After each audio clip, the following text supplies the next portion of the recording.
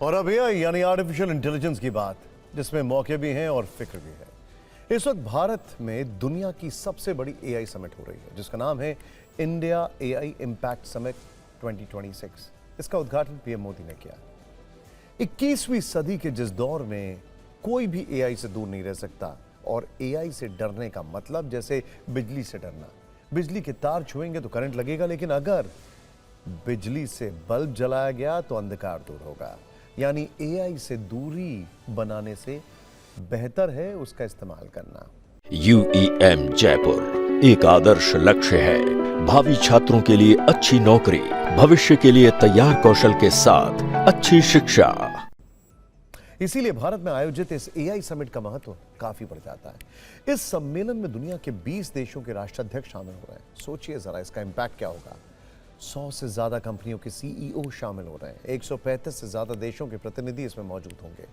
इसमें शामिल होने के लिए 3 लाख से ज्यादा रजिस्ट्रेशन हुए हैं। 300 एग्जीबिशन पवेलियन लगाए गए हैं। 600 हाई पावर वाले स्टार्टअप हैं। 13 देशों के एआई पवेलियन मौजूद हैं, जबकि 30 से ज्यादा देशों की 300 कंपनियां अपने एआई गैजेट्स और तकनीक दिखाएंगी। 70,000 वर्ग मीटर से ज्यादा बड़े एरिया में आयोजित होने वाले इस समिट में 25 लाख विजिटर्स के आने की उम्मीद है, और सिक्योरिटी ठीक वैसी जैसे G20 समिट में हुई थी। ऐसे में सवाल है कि क्या भारत एआई की राजधानी बनने के लिए तैयार है? समझने वाली बात यह है कि भारत के पास सबसे बड़ा टैलेंट पूल और सबसे सस्ता डेटा है, लेकिन भारत एआई के जरिए मैन पावर को कम करने की नहीं, बल्कि उन्हें एम्पावर यानी सशक्त बनाने की कोशिश कर रहा है। इसे आप देसी एआई पावर भी कह सकते हैं। दूर दराज के इलाके में बैठे आम लोगों को एआई वाली शक्ति देना भारत का एजेंडा है। भारत एआई की राजधानी बनने के लिए इसलिए भी तैयार है क्योंकि अमेरिका के पास पैसा है, चीन के पास डेटा है और बहुत सस्ता चिप भी है, लेकिन हमारे पास डेटा भी है और डायवर्सिटी भी है, साथ में टैलेंट पूल भी है। भारत में जब एआई काम करेगा तो उसे समाज के हर तबके में काम करना होगा। ऐसा देखा भी जा रहा है। इतनी डाइवर्सिटी दुनिया के किसी देश में नहीं है। इतनी भाषाएं कहीं नहीं बोली जाती हैं। लिहाजा एआई के देसी अवतार के लिए भारत एक बेहतरीन जगह हो सकती है। इसीलिए दुनिया के बड़े बड़े एआई एक्सपर्ट्स इस महामंथन में शामिल हो रहे हैं। फिर चाहे गूगल के सीईओ सुंदर पिचाई हो, माइक्रोसॉफ्ट के फाउंडर बिल गेट्स हो, ओपन एआई के सीईओ सैम ऑल्टमैन हो, इतना ही नहीं, फ्रांस के राष्ट्रपति इमैनुअल मैक्रों भी इसमें शामिल होने कल पहुंच रहे हैं।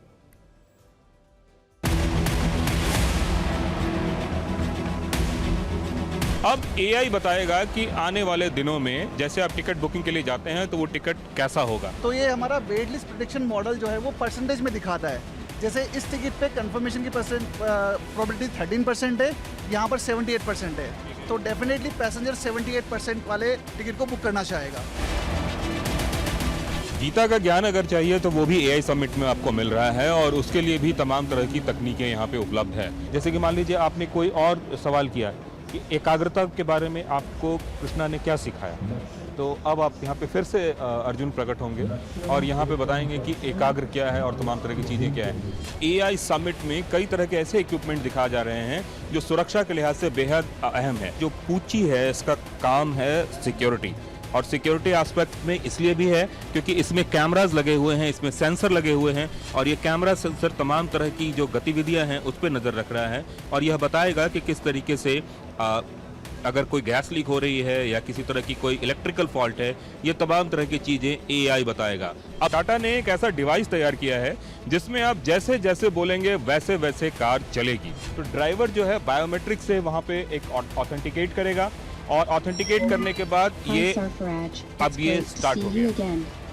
अब आप समझिए, अब सामने में आप देख रहे हैं और गाड़ी चलनी शुरू हो रही है।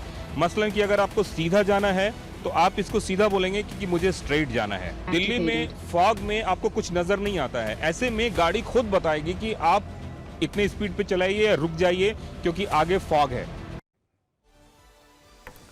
एआई ने जितनी तेजी से दुनिया को बदला है, उससे हर किसी की को यह एहसास है कि एआई में निवेश करना है, यह जरूरी है। यही कारण है कि ग्लोबल एआई मार्केट करीब 288.8 अरब डॉलर का हो चुका है। अमेरिका ने अकेले 109.08 अरब डॉलर का निवेश किया है। चीन ने करीब 9.29 अरब डॉलर के निवेश की तैयारी की है। इंटरेस्टिंग बात क्या है कि चीन थोड़ा थोड़ा लीड ले रहा है, क्योंकि चीन इसके एप्लीकेशन पर फोकस कर रहा है और अमेरिका टेक्नोलॉजी पर। भारत ने 1.16 अरब डॉलर का निवेश किया है। एआई मार्केट में 39% हिस्सेदारी माइक्रोसॉफ्ट की है। कुल मिलाकर स्थिति यह है कि आज एआई दुनिया में हर छठे इंसान की समस्या सुलझा रहा है या सुलझा सकता है आने वाले समय में। एक्सपर्ट्स का दावा है कि दुनिया की 50% नौकरियों पर एआई का असर पड़ेगा, साथ ही ये 50% नए रोजगार के मौके भी पैदा करेगा। अमेरिकी इन्वेस्टमेंट बैंकिंग और फाइनेंस कंपनी गोल्डमैन सैक का यह दावा है कि अगर एआई का ज्यादा इस्तेमाल हुआ तो लगभग 6 से 7% नौकरियों पर असर पड़ेगा। वर्ष 2023 में हुए रिसर्च के मुताबिक करीब 30 करोड़ फुल टाइम जॉब्स के बराबर काम प्रभावित हो सकता है। वर्ल्ड इकोनॉमिक फोरम के मुताबिक 8 करोड़ 30 लाख नौकरियां खत्म होंगी, जबकि 6 करोड़ 90 लाख नए जॉब्स के अवसर बढ़ेंगे। मैकिन्सी के अनुमान है कि एआई के कारण 2030 तक 30% काम के घंटे ऑटोमेट हो सकते हैं, यानी ऐसी व्यवस्था बन जाएगी कि 100 में से 30 घंटे का काम खुद ब खुद अपने आप हो जाएगा। उसके लिए किसी इंसान की जरूरत नहीं होगी। और चाइना में तो ऐसा हो भी रहा है। कई जगह डार्क फैक्ट्रीज में काम होता है अंधेरे में। एआई टेक्नोलॉजी का इस्तेमाल हो रहा है क्योंकि वो एप्लीकेशन को फोकस कर रहा है।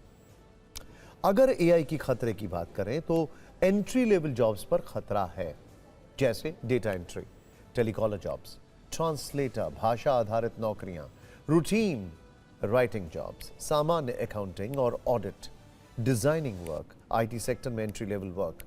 वैसे एक्सपर्ट्स का यह भी मानना है कि आईटी में जॉब खत्म होने से ज्यादा जॉब के तरीके बदलने का खतरा है। जो एआई को एडॉप्ट कर लेगा उसे इसका फायदा नहीं होगा, उसे इसका फायदा होगा नहीं तो नौकरी पर खतरा रहेगा।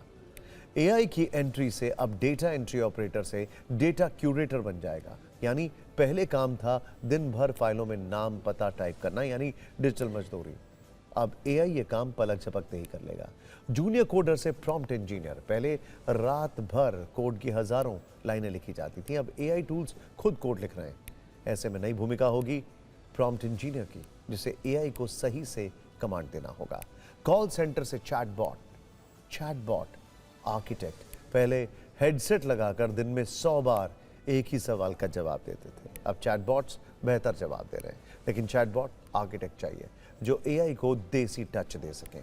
बैंक क्लर्क से एआई फाइनेंशियल एनालिस्ट, पहले पासबुक एंट्री और छोटे लोन वगैरह चेक करने का काम था, अब एल्गोरिदम्स खुद कुछ ही सेकंड में बता देते हैं कि किसे लोन देना है और किसे नहीं।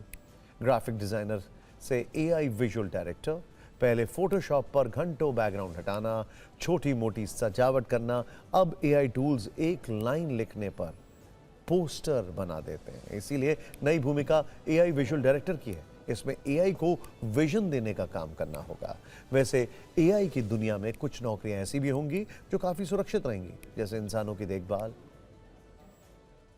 इंटरैक्शन आधारित काम, कंस्ट्रक्शन, फील्ड वर्क। एआई के दौर में ये सुरक्षित रहने वाले हैं। एआई के कारण एंट्री लेवल जॉब्स खत्म हो रहे हैं या फिर उनका तरीका बदल रहा है। इसमें आईटी सेक्टर्स के जॉब को सबसे ज्यादा खतरा है। ये परेशानी उनके मार्केट शेयर में भी देखने को मिल रही है। बड़ा इंटरेस्टिंग है, ध्यान से देखिएगा आप इसको। पिछले 15 दिनों में, यानी कि सिर्फ फरवरी में, भारत का आईटी इंडेक्स करीब 15% गिर चुका है।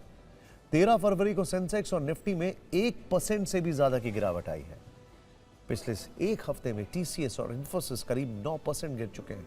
इन्फोसिस जैसी कंपनियों के शेयर एक महीने में 20% तक गिर चुके हैं। अब सवाल है कि इतनी बड़ी गिरावट क्यों है? इस गिरावट की सबसे बड़ी वजह एंथ्रोपिक नाम की एक कंपनी द्वारा लॉन्च किया गया एक नया एआई टूल है। निवेशकों को लग रहा है कि यह टूल सॉफ्टवेयर बनाने वाली कंपनियों के लिए कड़ी चुनौती बनेगा और इससे उनकी भविष्य की कमाई यानी रेवेन्यू पर बुरा असर पड़ेगा। दिल्ली में हो रही यह समिट जितनी दुनिया के लिए महत्वपूर्ण है, उससे ज्यादा ग्लोबल साउथ के लिए भी अहमियत रखती है।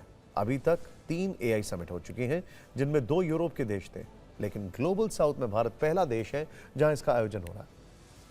यह बदलती दुनिया में भारत की नई डिजिटल कूटनीति का असर है। यह समिट भारत के टेक लीडर बनने के सपने के रास्ते बना सकता है।